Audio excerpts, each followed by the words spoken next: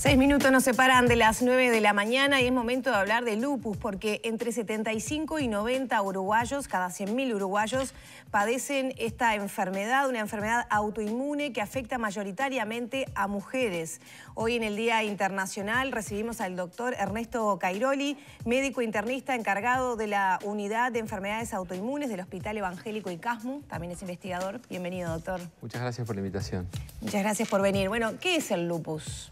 Bueno, lo primero es agradecer por dar este espacio a tener presente y a dar más conciencia sobre la existencia de esta enfermedad y, como dice el colectivo de pacientes, a visibilizarla, ¿sí? El lupus es una enfermedad autoinmune sistémica, que quiere decir que las defensas del organismo, además de proteger a la persona, cometen un error y empiezan a reconocer tejidos propios como extraños.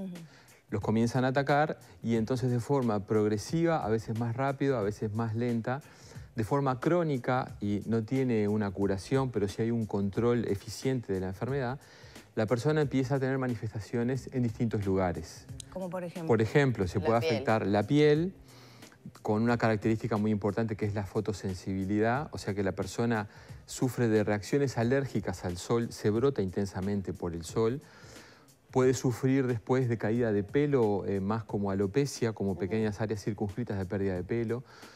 Dolores articulares crónicos, sobre todo en las manos, en las muñecas.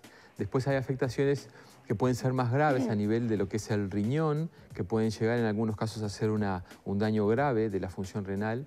Y también se puede alterar la función cardíaca o los tejidos que envuelven el corazón, el pericardio, la pleura.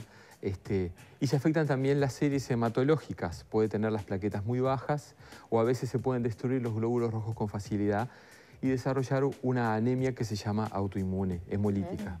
Ahora, me quedé pensando cuando repasábamos un poco la información.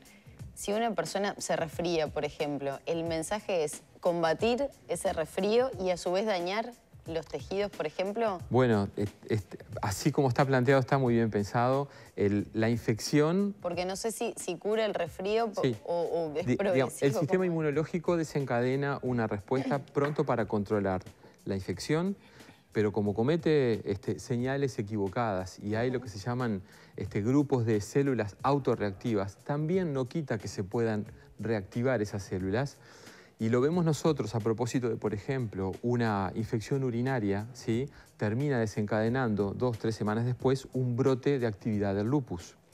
Porque como les decía, como es una enfermedad crónica, evoluciona por episodios de actividad o empujes y por episodios o periodos prolongados de remisión. Y las infecciones, no tanto las virales, pero sí las bacterianas o la exposición solar, o los periodos de variación intensa de hormonas, como puede ser el inicio de la menstruación o el entrar en la menopausia, o mismo los embarazos o el puerperio, son los desencadenantes clásicos reconocidos para las personas con lupus. ¿Es por eso que es mayor la incidencia en mujeres jóvenes? Bueno, la incidencia en las mujeres jóvenes puede tener, tiene esos 2 picos a los 15 y entre los 35 y 45 años. Son 2 puntos muy, si se quiere, de cambios hormonales muy intensos.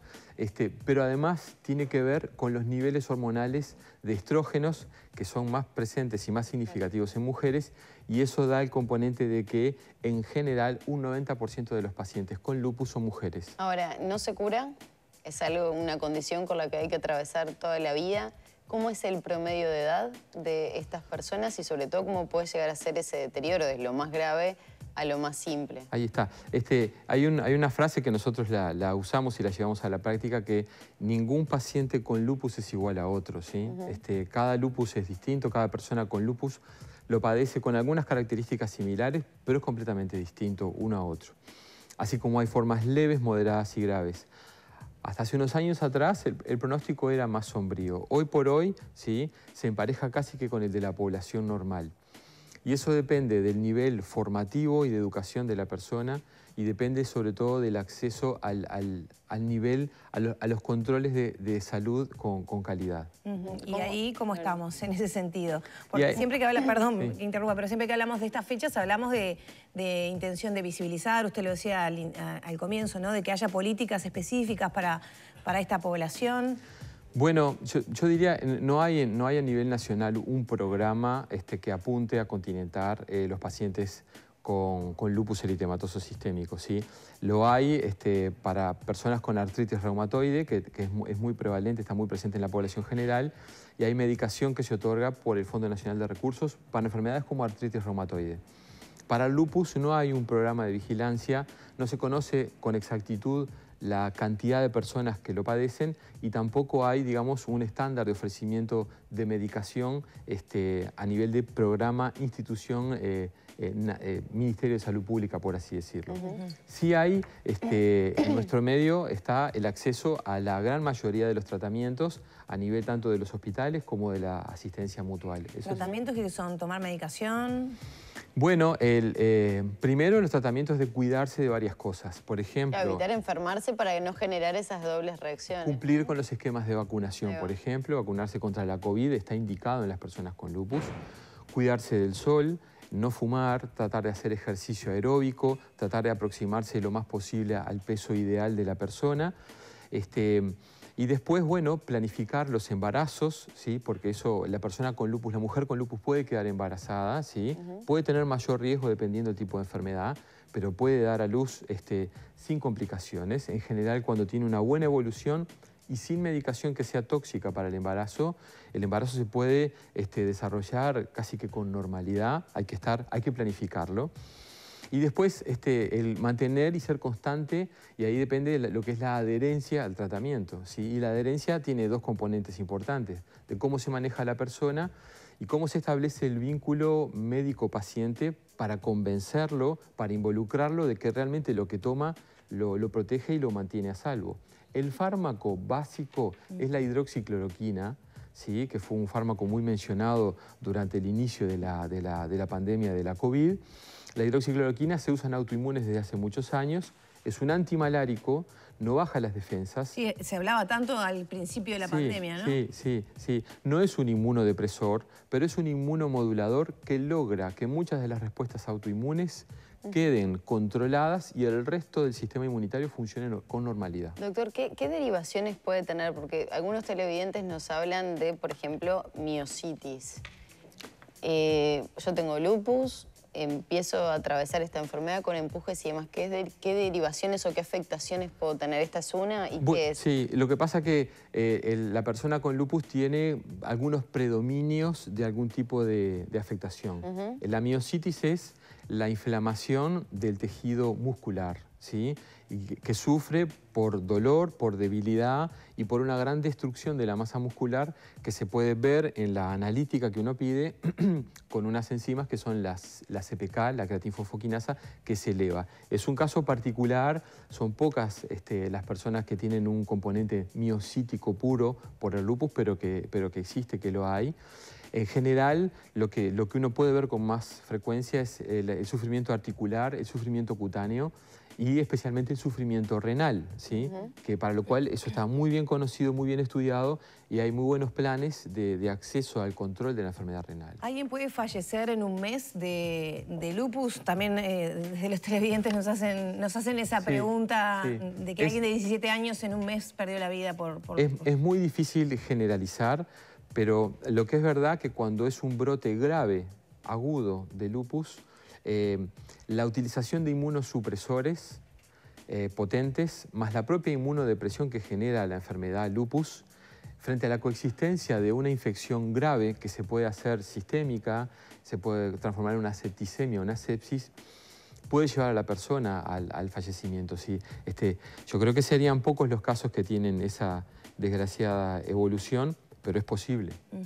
Doctor, ¿qué rol juegan las emociones, el estrés de la persona, que cada vez se habla más, ¿no?, en la vinculación con las enfermedades autoinmunes en general y, bueno, en particular del lupus? ¿Hay una incidencia allí? A ver, lo que se recomienda es que la persona las situaciones de estrés las pueda manejar o regular de la mejor manera posible. Ahí es importante lo que es la continencia familiar, la posibilidad de hablarlo con amigos y tener la comprensión de la situación que está atravesando esa persona. Poder descargarle un poco la carga afectiva de los conflictos emocionales para las personas con enfermedades autoinmunes es bueno. Ahora, ¿hasta dónde está demostrado que el estrés es un desencadenante? No hay una evidencia consistente que uno pueda decir es claramente relacionado a mayor estrés, mayor actividad. Pero nosotros recomendamos que se trate de controlar la carga afectiva fuerte. Por ejemplo, un ejemplo característico sería la pérdida de un familiar, un fallecimiento. Muchas veces el debut de la enfermedad ocurre 3 a 6 meses después de esa pérdida afectiva. Y no es casualidad, hay una explicación. Nosotros no la conocemos, ¿sí? Hay componentes hormonales, inmunitarios, hay posibilidad de que lo desencadene, pero la base racional no se conoce.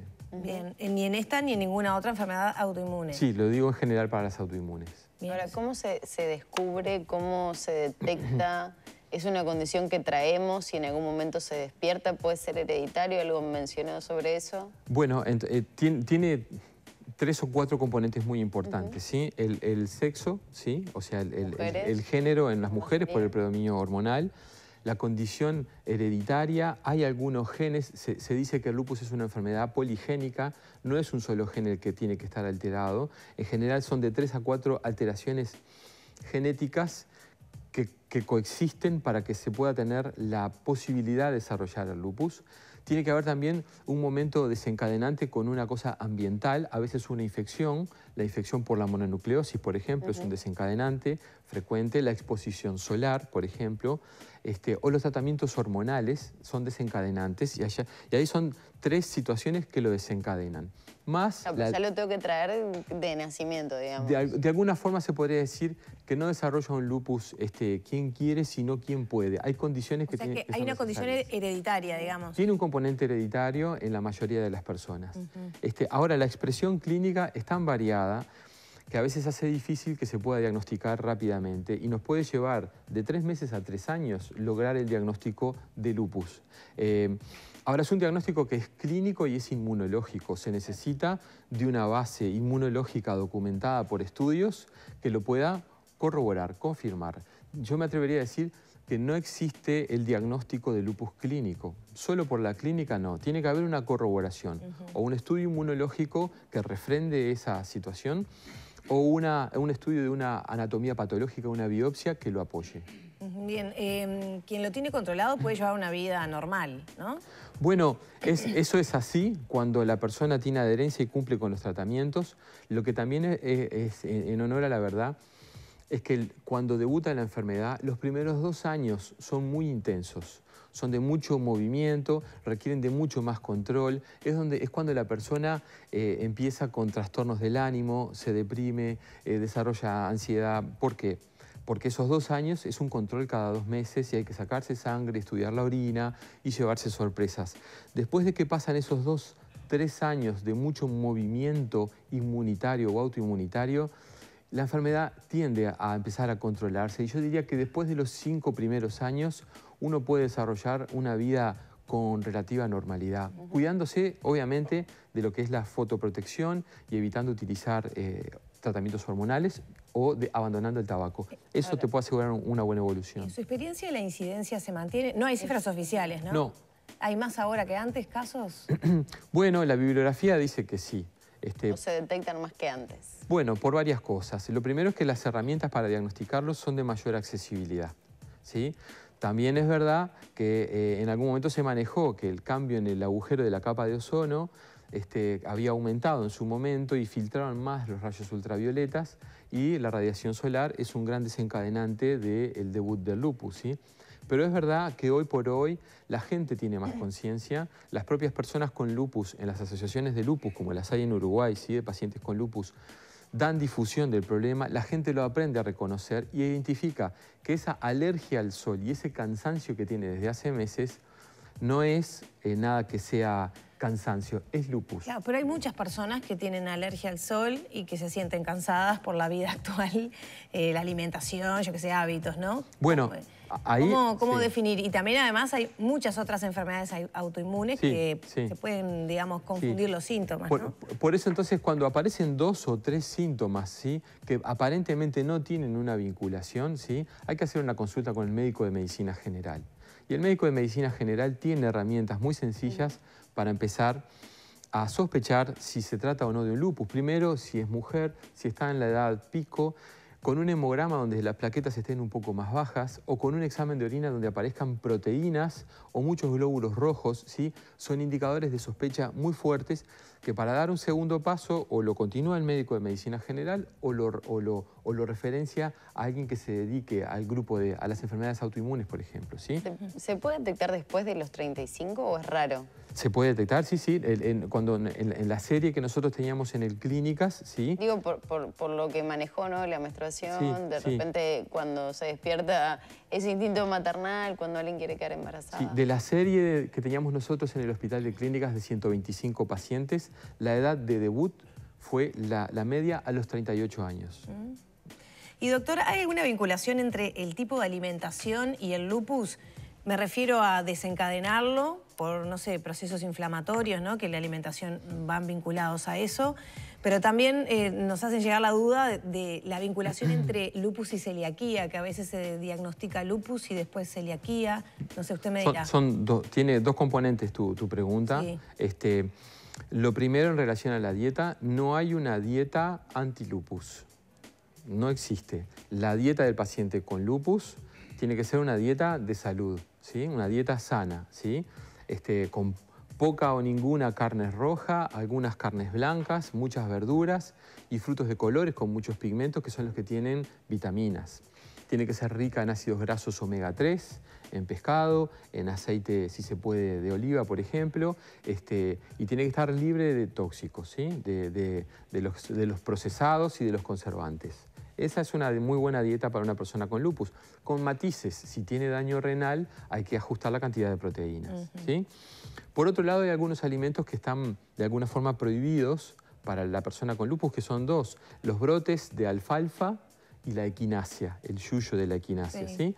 Porque son desencadenantes son estimulantes de la respuesta inmune, ¿sí? Y estimulan una respuesta inmune que ya viene fallada. Entonces, no solo rescata lo bueno, sino que potencia lo malo de la respuesta inmune de cada persona. Por tanto, brotes de alfalfa no y equinacia como yuyo tampoco. Sí hay alimentos que son protectores. La cúrcuma, por ejemplo, los ácidos grasos omega 3 y el té verde, por ejemplo. Son las tres cosas que uno trata de recomendar que se utilice. La segunda parte de la pregunta, la coexistencia con la enfermedad celíaca. La enfermedad celíaca es muy frecuente, está desconsiderada y abandonada por el sistema público sanitario, lo puedo decir porque son más caros los alimentos para celíacos que para no celíacos, por ejemplo. No hay un programa eficiente que atienda a ese grupo de pacientes y que estamos hablando de una persona de cada 100 montevideanos tiene enfermedad celíaca. Cuando estamos hablando de que más o menos el paciente con lupus puede llegar a ser 1 por 1000. Ahora, la persona con enfermedad celíaca tiene una enfermedad autoinmune que afecta al tubo digestivo y en general quien tiene una enfermedad autoinmune puede asociar otra, o una tiroiditis de Hashimoto, o lesiones blanquecinas en la piel que es vitiligo, o desarrollar más adelante una artritis reumatoide o un lupus eritematoso sistémico. Es más frecuente en la persona con enfermedad celíaca poder sospechar, no digo encontrar, poder sospechar un síndrome seco, síndrome de Sjögren o una artritis reumatoide. El lupus es menos frecuente en la persona con enfermedad celíaca. ¿Qué es lo que está faltando? Porque hay algunos reclamos, por ejemplo, los pacientes con lupus lo que están pidiendo es que la enfermedad sea declarada discapacitante. Bueno, eso es... Pensándolo como en política de Estado, ¿no? Sí, yo creo que la persona con lupus debería tener un programa de acceso a la salud regular, oficial, como política del ministerio, y dentro de eso hay un amplio espectro de personas con lupus. Hay algunas que están muy afectadas, sobre todo por su salud articular, en especial aquellas personas que tienen dolor y limitación articular, ahí se genera una discapacidad motora, ¿sí? Una particularidad que hemos visto en algunas personas es que desarrollan infartos del hueso, ¿sí? Y hacen lo que se llama una osteonecrosis de la cabeza, de los huesos largos, y eso da mucho dolor, mucha disfuncionalidad, requiere de colocación de prótesis, y eso obviamente que discapacita a ese grupo de personas. No todos entran en discapacidad, no, hay mucha gente que tiene vida normal, deportistas, actores, una cantidad de gente que tiene lupus y lleva su vida con cuidado normal. Y doctor, ¿se requeriría un tratamiento o apoyo psicológico a una persona que se le diagnostica una enfermedad autoinmune, en este caso lupus, digo porque es difícil hacerse la idea de que toda tu vida tenés que tener algunos cuidados, ¿no? Cuando te llega la noticia dices, ¿qué pasa? O sea, sos más vulnerable si se te asocia a otra enfermedad. Ahí eso que tú preguntás es bien interesante porque la persona con lupus puede sufrir a nivel del sistema nervioso central y puede tener lo que se llama un lupus neuropsiquiátrico, ¿sí? O sea que parte del componente afectivo que está alterado es propio del lupus. Después está también el hecho de tener una enfermedad crónica, que eso lo que genera es un trastorno adaptativo. Nadie quiere llevar el problema de por vida y saber que no tiene cura. Eso lo hace muy difícil de manejar. Y después está lo intrínseco, lo endógeno, lo que le toca a cada uno. Si en mi familia hay varias personas que tienen un trastorno depresivo, yo probablemente pueda tener un trastorno depresivo por una cuestión familiar, si se quiere. Ahora, cuando nosotros hicimos un corte y estudiamos 50 mujeres con lupus de forma consecutiva, encontramos que el 70% tenía un trastorno por ansiedad. Y entre un 30 y un 50% presentaba síntomas de depresión. A su vez, de cuando valoramos la serie de 125 pacientes, entre el 30 y el 40% estaba o jubilado o con una pensión por incapacidad o había dejado de trabajar y se había desvinculado del sistema laboral. Entonces, es una cantidad de cosas que se suman. El problema afectivo de cargar con una enfermedad crónica y la no posibilidad de reintegrarse o de cumplir la profesión para la que uno se formó. Pienso, por ejemplo, en alguna conocida que tiene lupus, que fue mamá y que, bueno, tiene sus empujes, ¿no? Pero siempre está manifestando que también el hecho de la maternidad y su hijo es una de las cosas que motiva, ¿no? Eso se nota, sobre todo en las mujeres, que es quienes tienen mayor prevalencia para esta enfermedad. Sí, eso lo puedo decir con mucha satisfacción personal de las personas más agradecidas con las que he mantenido vínculo por años. Son mujeres con lupus a las que he podido participar de su asistencia con un equipo, obviamente, de ginecólogos con experiencia en esto y obviamente que enriquece la vida de las personas y se las hace más feliz. Tiene riesgos que la mujer con valentía los asume, los transcurre, pero en general uno puede decir que si el lupus está estable los 6 meses antes de entrar al embarazo, el embarazo puede cursar con normalidad o con menos riesgo, ¿sí? O sea, es algo que tiene que programarse bien con sus médicos, con su equipo de médicos. Sí, hay que planificarlo, totalmente. Sí. Bien. Me quedé pensando en el tema de reforzar el sistema inmunológico. ¿Eso es bueno o es malo para la persona con lupus? Para mí, sí, es malo. Porque pensé, por ejemplo, no sé, me imaginé que uno tenía que tener el sistema inmune bien alto para poder evitar algún tipo de infección. No lo tendría que haber contestado de esta manera, pero los refuerzos del sistema inmunológico, ¿sí? Es como cuando uno tira una perdigonada, ¿sí? Dice, bueno, en este amplio espectro de cosas que yo estimulo, tu sistema inmunológico va a estar bien. Tomar vitamina C, tomar vitamina D, son cosas que no se asocian a desencadenar lupus. Pero hay algunos productos químicos o estimulantes. El jengibre, por ejemplo. Bueno, el jengibre es una cosa que es buena como antioxidante y como antioxidante puede proteger la salud cardiovascular y articular. Se puede utilizar jengibre. Lo que pasa es que yo para poder decirlo a ciencia cierta necesito leer el trabajo científico que lo demuestra. Claro. Para hablar de la cúrcuma o el té verde, yo revisé los trabajos y eso está sobre todo publicado para artritis reumatoide. La cúrcuma es un fuerte antiinflamatorio también. Seguro, ¿no? Sí. Y lo mismo para decir que no a la equinacia o no a la alfalfa es porque tienen un componente que se llama concanavalina, que es algo que se utiliza en los cultivos de linfocitos para estimular la respuesta linfocitaria. Y la respuesta es muy intensa. Y tomar equivalentes de la concanavalina, sea por equinacia o por el brote de alfalfa, es estimular una cantidad de linfocitos que algunos están preparados para defender, pero otros no. Claro. Doctor, muchísimas gracias por un placer haber aprendido tanto. Bueno, yo les agradezco y estimulo a las personas con lupus a que se reúnan, que le den más visibilidad tratando de llegar a los medios y agradecido a ustedes por la oportunidad de hablar de lupus una vez más. Muchas gracias. A ustedes. Cerramos por aquí entonces la charla con Ernesto Cairoli, doctor especialista, internista encargado de la Unidad de Enfermedades Autoinmunes del Hospital Evangélico y del CASMU. Estábamos hablando del lupus hoy en el Día Internacional de esta enfermedad. Ya son las 9 de la mañana, 19 minutos.